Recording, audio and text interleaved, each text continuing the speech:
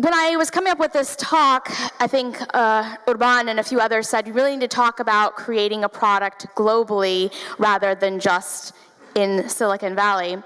And it reminded me of a story that I began with back in 2005. I, at the time, had moved to Silicon Valley. I was living there for about a year, and a good friend of mine from college had called me up and said, you know, I've got this great idea for a financial product, and I'm going to be building it, and I'm here in Austin, Texas. And I'm from Texas, so I kind of know the landscape, and I said, you know, that's great, but I don't really think you're going to make it very far because in Texas, they don't really have quite the capital, the engineering talent, and, well, let's just face it, all of the tech is in Silicon Valley. And so he was like, okay, fine, I understand what you're saying. So he picked up his things and moved all the way out to Silicon Valley to get started. Excuse me while I fix my mic.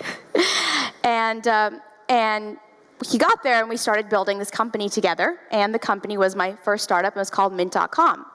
And for those of you who aren't familiar, Mint is a personal finance website where we help folks like yourselves, primarily in the US, manage your money. And as I got started, I was blogging on my blog called Femgineer. And I was just writing about engineering and entrepreneurship, and I really didn't think anything of it. I thought, oh, I'm going to write this blog for myself to kind of chronicle my adventures and kind of solidify what I've learned, but that was about it. And then fast forward a few years later, and somebody writes to me and says, you know, this is a great blog, Poornima. I've learned a lot from you, but I can't move to Silicon Valley. I live outside of the US, and in order for me to move there, I would need to get a visa, I would need to have some capital, and I would need to have already built a product. And I thought, that's a good point. I mean, what do people do who don't have the privilege or the access to capital and to all the things that I do in Silicon Valley? I really didn't know how to answer this reader at the time, and I felt really bad about it. But I wrote back and said, okay, you know, I understand your concerns. Give me some time and let me see if I can come up with a solution. And so fast forward, Mint gets acquired in 2009, and then I get invited to be an entrepreneur in residence at 500 Startups, the accelerator. How many of you are familiar with 500 Startups? Raise your hand. Okay, fair number of you. You should, because we're sort of all over.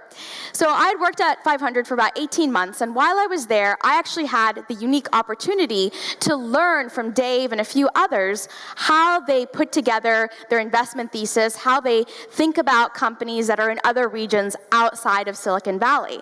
And it was really valuable for me because what I was doing with Femgineer was building an education company to help techies like yourselves build products and companies. And while Silicon Valley is a great place, you know, there's only so many people there who you want to continue to educate, and so you want to encourage people outside, and that was important to me. I wanted to have a bigger presence online.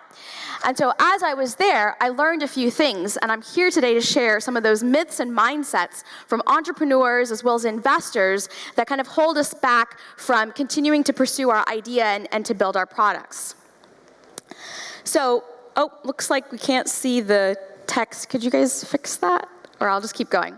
So anyways, the first myth is that you need to go global before, and the problem with that also is they think, well, you need to go fast. You know, you need to get global expansion, we need to get as many customers as we can, and we need to make sure that we do this all in record time before some other competitor comes in. Well, the challenge with going global, as you might have discovered, is it not only takes a lot of resources, but it means understanding who your customers are, understanding markets, understanding how those markets are regulated, and being able to make an impact. And so that's really hard to do when you think about it from a global perspective. Instead, what you want to do is you want to start by going local first. Now, when I say local, a lot of times people are like, yeah, but like, what do you do in a country like Slovenia where it's 2 million people? You know, we want to go after a big market. We want to have hundreds of millions of users. And, you know, we want to get investment from venture capitalists. We can't do that when we have 2 million people. So here's the thing about going local. When you go local, I don't mean that you necessarily have to fixate on a particular city or a particular country or even a particular region. What I mean by going local is I mean understanding a particular market. And in that market, figuring out who your customer is, because once you figure out your customer, you can get hopefully revenue from them, and then eventually that can lead to investment, but that's not always necessary. So to give you a simple example, I want to start with this company, linguaetrip. Linguaetrip started in Moscow. And the interesting thing about linguaetrip is they approached me last year, where the founder was Marina. And Marina says, you know, I started this company in Moscow, and really the purpose was to help people in this market, because, you know, Russia's not doing too well, to help them through their financial crisis. And one of the things that the Russians want to do is they want to learn English, and they want to go work abroad. They want to be mobile. And so linguaetrips helps them get connected to language learning programs all over the world. Well, this was great. They had some traction in Moscow, but when they were talking to investors, investors didn't really get it, especially in the US. They were like, you know, we speak English, isn't that good enough, right? And so it was very hard for them to get that initial round of investment. But the way that I saw it, and the way that I pitched it to 500 was, look, they've got some traction locally, which is great. Now think about all the other countries in the world that either might be hit with a financial crisis or political instability, and they have this amazing talent. Now these people need a place to learn how to speak a foreign language. They need a way to have mobility. This is the opportunity to make that happen. And so 500 was willing to take the risk because they saw that Marina and her team had focused on the Moscow market, had grown that, and then they could see how it would have a ripple effect into other markets. Here's another example. This is Glamstreet. Glamstreet started in Uruguay. The thing about Uruguay is it has just 1 million more people than Slovenia, so it's still a pretty tiny country. And for the founder, Augustina, when she was getting started, her primary concern was, this is such a small market, and beauty is such a big, world-known industry. How am I going to make my mark? And so instead of worrying about becoming a global presence, she started with just 2 things. The first thing she did was build an amazing prototype based on computer vision techniques. So basically, Glamstreet does virtual makeovers for big brands. And then the second thing was, instead of going after large global players, she started by contacting the regional players. So she went after brands that had a regional presence and then slowly started to make her way up. And then another thing that she did was, instead of focusing on the Uruguay market, which didn't have a lot of investment or capital, she looked at her neighbor, Chile. And Chile had a Startup Chile program.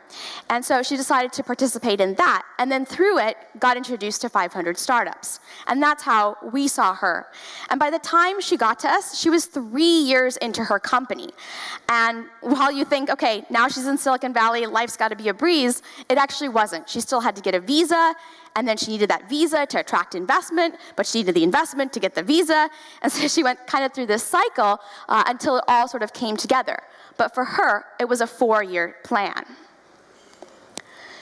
Now, you might think that there's a proven path, right? And I know in the previous panel, they talked about, look, there's no proven path, there's a lot of different stuff going on, and the same is true for startups, and wherever you are, whether it's in Slovenia or in a neighboring country or in Europe at large. And so when I say you want to start locally and then go global, what I mean is you're not limited to a particular region or to a particular city. Here's another example. This is Headout. And the interesting thing about Headout is they're based in Bangalore, India. How many of you know Bangalore, India? Yeah, so what Headout does is they basically make it so that you can do online bookings last minute for any tourism activities. And the thing about Bangalore, India is it is not a touristy place. You know, if you've ever been there, if you know about it, it's basically where there's a lot of tech in India, a lot of US companies set up shop there, but it's by no means it's by no means a tourism capital. And the founders had this idea, and they thought, you know, we're not going to get any traction here because it's not a tourism place. What can we do? So what they decided was to take the founders and put them in New York City. They picked New York because there's a lot of tourism in New York, tens of millions of people every year, and there's a lot of repeat tourism, meaning people who go there either on business or for vacation often go back again really quickly. And so they decided to start out by participating in Dream It Ventures, get some traction, and then that eventually led them to attracting another set of investors and coming to Silicon Valley. So even though they were an Indian company, they were able to target a US market, but they just really focused on New York City first, and then after that, found other cities that they could replicate their process in. Now, a lot of times people feel stuck in their country, either because there's an icy political climate, or they feel like they're just not going to get a lot of interest from customers because there's not the technological adoption. But the truth is, you can actually use that to your advantage. And what I like to say is, you really need to understand your own landscape if you decide that your market can be fruitful for you. And a lot of times people don't realize this. They kind of forget about their market and they say, no, I want to go to the US, or I want to go to Australia, or I want to conquer all of Europe. But the challenge in any market is first understanding the culture of that market, understanding how they not only adopt technology, but how they're going to view your service. The next is competition, right? Even if you don't feel like you might not have competition, maybe there's somebody coming in, a global entity or a global conglomerate. And a lot of times you've got to compete with them. The other is the regulatory environment, which we've touched upon a little bit in the previous panels. And the thing about the regulatory environment is the people who are living there often know them the best rather than somebody coming from the outside. And the final is, of course, the investment potential. So the reason I say this is because all of us know about Uber, right? But the thing that we don't realize about Uber is that even though they have this large global presence, they're losing out in a lot of markets. In some of the biggest markets, they're losing out in China, they're losing out in India, and they're losing out to regional players because these folks not only understand the culture in those markets, but they also understand the regulatory policies. So they're actually able to capture a lot more market share compared to a company that has, a lot more investment than they do. So don't neglect your own region in thinking about, is it a potential market? Think about how you can get a competitive advantage compared to a larger player trying to come in. Now, a lot of times people will say, well, now is just not a good time. We've talked about this. Unicornism is fading. There's going to be a bubble that's going to burst. There's not going to be a lot of investment going on. So why bother? Let's just kind of sit back and let that cycle run out. Well, this is actually the prime time where you should be thinking about bootstrapping your business, meaning making your initial capital investment either through personal savings or some friends and families, but get started building, right? A lot of successful companies come out of the times where there isn't a lot of investment going on, and they prove that because they ask customers for money, right? They're not just focused on growth, but they're focused on profitability, and that helps them control their own destiny. So what I like to say is, don't just fixate on trying to get investment, because investment potential is always kind of murky. And the other thing is to think about support, right? This is great that you have PODIM, you've got a lot of investment opportunity here today at the conference, but support is not always going to come to you. Sometimes you actually have to pitch it. So remember the story I told of Augustina from Glamstreet. She knew there wasn't a lot of opportunity where she was, given that she was in Uruguay and there was not a lot of investors out there. And so she decided to instead go out and look for a regional player. And for her, that regional player was Startup Chile. So for you, there may be a regional player either here in Slovenia or in Europe at large. Don't discount these people, or don't discount these organizations, because they can have a lot of pull and they can have a lot of connections internationally. So it's a great place to start. And then finally, you might be thinking, okay, what about legal entity? How do I manage the fact that I'm going to set up this entity, it's going to be here, do I set up a holding company, do I set up a US entity, does it matter depending on the market? It matters if you want to get investment, right? If you care about attracting US investors, a lot of them care about you having an S Corp or a C Corp, and the same could be true of some other international investments. But don't get too fixated on that early on. Think about how you're going to bootstrap, how you're going to generate the revenue first. And then finally, a lot of times people have this myth that, well, I get what you're saying, Poornima, but there's just this attraction to Silicon Valley, and we've got to move out there. We've got to move our entire team out there, or we've got to go there and attract a team. Well, if you try to go there and attract a team, as you know, the startup salaries are exorbitant, the cost of living is really high, but the other thing is that the talent pool isn't necessarily any better than the quality here or in the rest of the world. And so what I encourage people to think about is, how do you build a remote team? How do you build a distributed team? Because a lot of times you can not only save money, but you also build a richer team where you're located. So again, back to the 3 examples I gave you of linguaetrip, of glamstreet, and of headout, all these companies have actually built their team in a particular region. It's helped them eliminate or reduce their burn rate, but it's also helped them to keep the focus on the team. And what the founders did is they removed themselves. They went to the US for a time being to fundraise, they went back to their region, and they do a really good job of communicating with their team, but they have this presence so that they get the best talent where they are. They're not thinking about, okay, how can I attract talent just in Silicon Valley? And then finally, the myth that money flows. I think a lot of times people feel like there's so much capital either in Silicon Valley, in the UK, in New York. Yes, there's a lot of capital, but I would say a couple things about that. The first is, the easiest way you're going to attract capital is if you've already got capital in your company, meaning you're generating revenue. It's extremely hard to raise capital at this point in time because the market is always changing. 10, 15 years ago, you could put together a PowerPoint presentation and pitch an investor and get some money. Fast forward a few years after that, maybe you needed a prototype. And then today, you actually need much more than that. You need to have not only an amazing pitch, but a team, a prototype, and traction, meaning you need to have customers and revenue. And sometimes it's not enough to just show a little bit, you have to show 3 to 6 months, some long-term revenue cycles, so that investors feel like you're actually onto something.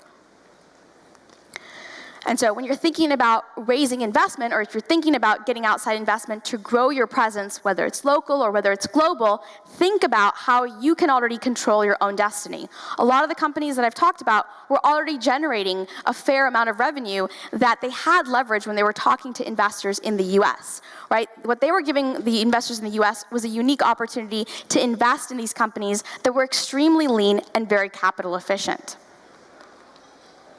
And finally, the myth, you have to sink or swim, right? You've got to go fast, and if it's just not working out, that means your business just wasn't meant to be. Well, as some people have already mentioned, time is really of the essence. And what that means is you don't necessarily have to go fast, but you do have to think about how you're going to invest that time over a while. Don't assume that in a year or in 2 years, your company is going to be ready to get investment, or that you're going to have this hockey stick growth. A lot of the companies that I've talked about actually took just 3 to 4 years or even longer before they even got their first round of capital. So that a lot of that time was spent focused on customers, focused on being great in their market, whether it was in their region or in another market outside of their region, and then through that they attracted a number of opportunities. So if nothing else, I'll leave you with a couple points of wisdom. The first is, think about the time that you want to spend on your idea, what that looks like, how you're going to control your destiny through your own capital or through generating revenue early on. And then think about not only how is it going to impact your region, or how do you want to expand beyond your region, but what is that market that you want to initially go after? What's your competitive advantage? Do you understand the regulatory landscape a lot better than someone else? Or do you have something special to offer to your customers that someone coming from the outside couldn't offer? And think about those things as you're formulating your idea, because as we look to the future, and we think about, who's going to be the next unicorn, I think it's unfair to think in such a 10-year plan, but if you start with the small baby steps, if you start making that incremental progress with a vision to the future, you're going to have a lot more success going from being a local product to a global one. Thank you.